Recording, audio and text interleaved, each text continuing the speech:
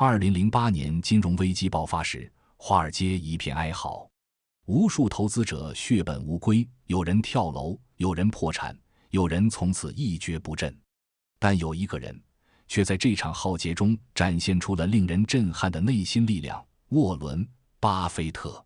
当时，巴菲特的伯克希尔·哈撒韦公司股价暴跌，账面损失高达250亿美元。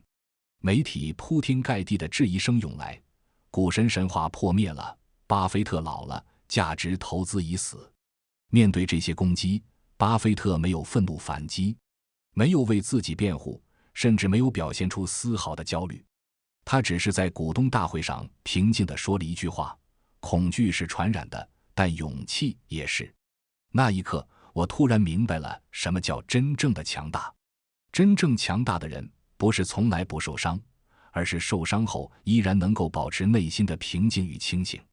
他们懂得一个朴素而深刻的道理：别人伤害你一次，但你要伤害自己多久，完全取决于你自己。痛是别人给的，但治愈永远是自己给的。这不是鸡汤，这是人生最残酷也最温柔的真相。当痛苦来敲门时，你是开门还是关窗？很多人说我被他伤透了，但更重要的问题是，你打算让这份伤痛困住自己多久？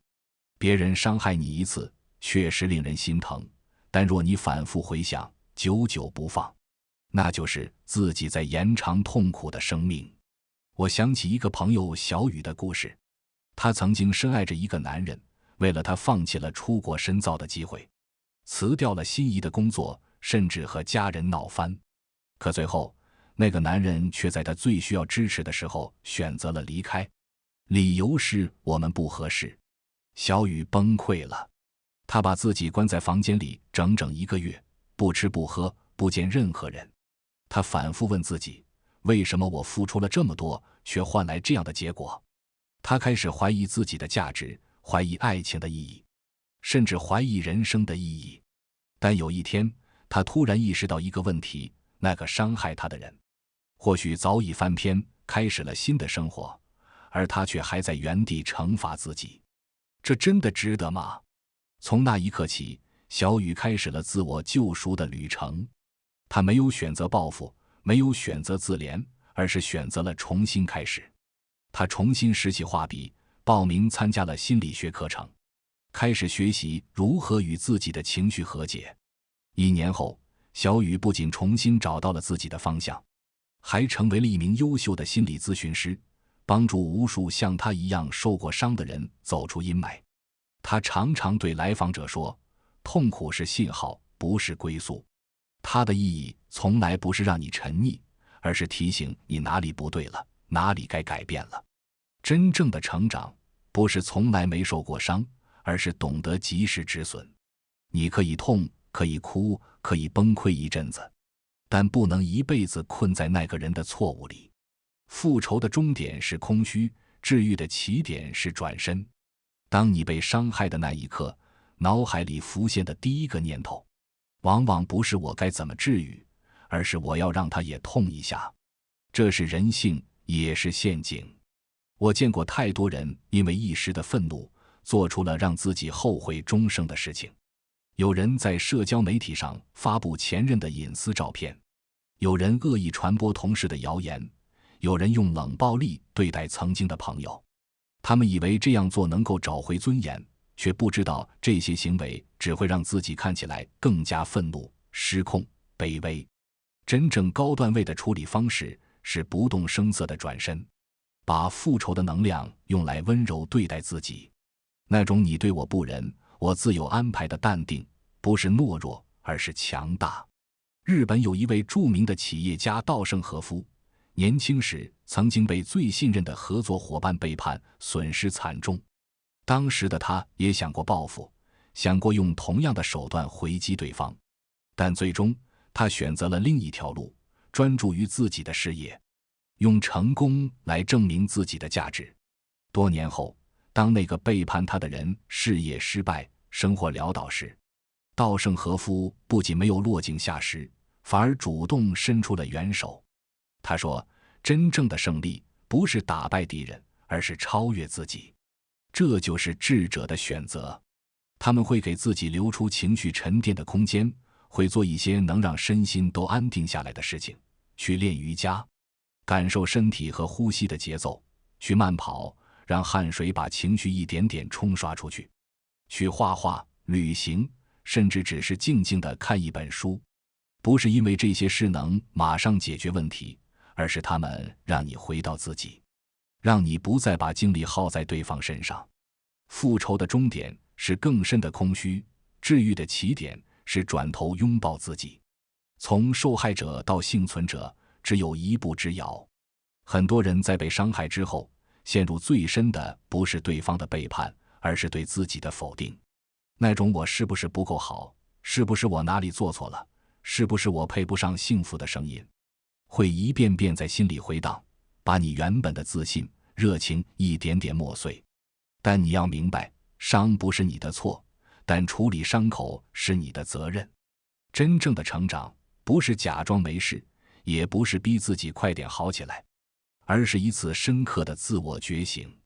我想起村上春树在《挪威的森林》中写过的一句话：死不是生的对立面，而是作为生的一部分永存。同样，伤痛也不是幸福的对立面，而是成长的一部分。当你开始从内心中寻找成长的契机，问自己为什么会被伤时，你就已经踏上了从受害者到幸存者的转变之路。是因为太快相信，太依赖一个人，还是从没给自己留后路？然后你开始有意识的改变，不再盲目投入，不再把对方的承诺当全部安全感，不再把情绪压在一段关系的重量上。成长意味着你有了新的界限，你开始懂得，有些好感只是短暂的投射，不必当真；有些保证只是说给你听的，听听就好；有些沉默不是冷漠，而是自我保护。伤痛的意义不是让你更怕爱，而是让你更懂得怎么去爱自己，以及如何在下一次相遇中更从容地面对可能的风雨。给痛苦设定有效期，别让它无限续航。情绪就像水，一旦放任它泛滥，就会吞没你的理性、生活和前路。人都会受伤，关键在于你是否愿意为伤痛画个句号。真正成熟的自我修复，是懂得给痛苦设定一个有效期，不是压抑，而是有意识的管理，别让痛苦无限期续航。你可以难过，但不能永远沉溺；可以哭，但不能每天都活在同一个梦魇里。我认识一个叫阿明的朋友，他曾经因为创业失败而一蹶不振。那次失败不仅让他损失了所有积蓄，还背上了巨额债务。更痛苦的是，他最好的朋友也在关键时刻选择了背叛。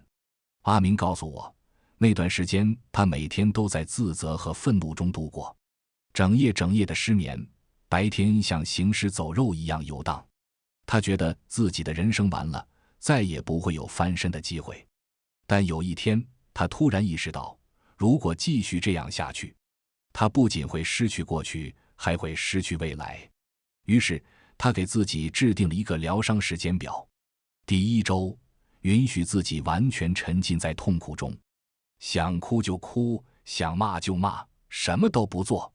第2周开始，每天读半小时书，写1页日记，记录自己的情绪变化。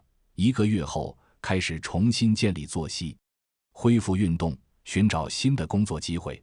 3个月后，安排一次短途旅行，去重新认识世界，也认识新的自己。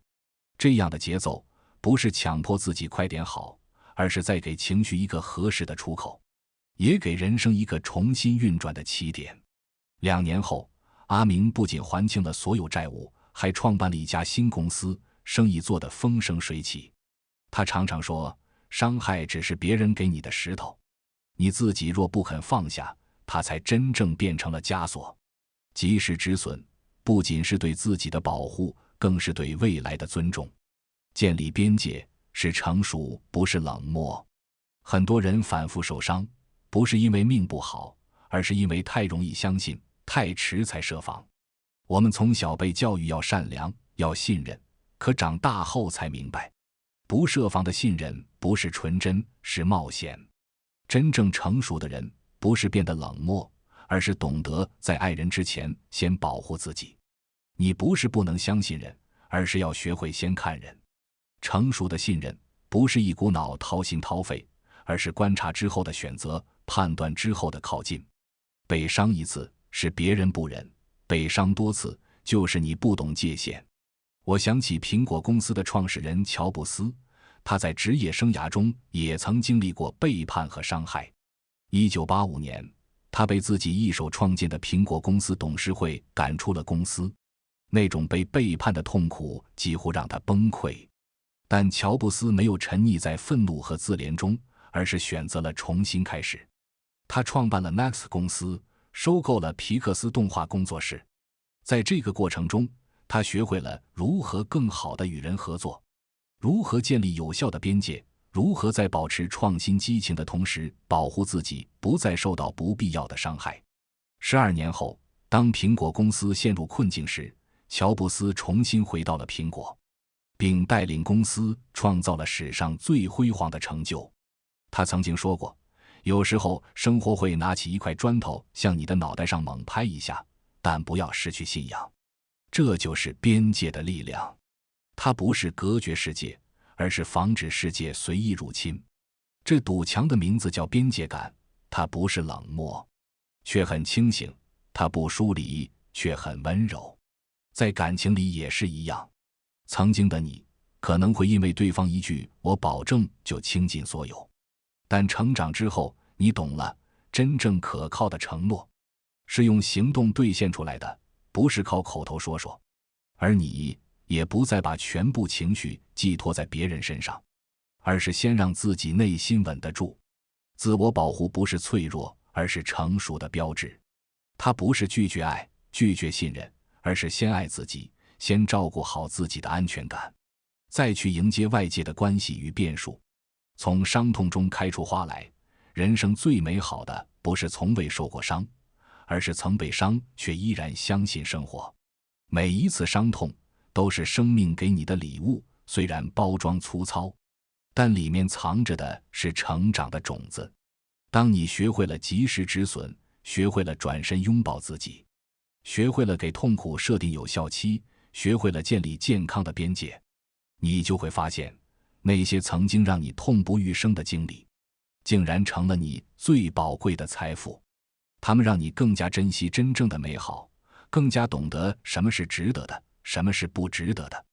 它们让你的内心变得更加柔软，却也更加坚强。你开始明白，真正的强大不是刀枪不入，而是即使遍体鳞伤，依然能够温柔地对待这个世界。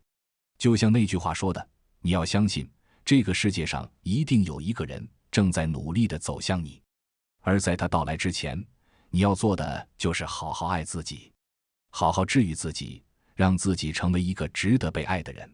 别人伤害你一次，你没有义务伤害自己一辈子。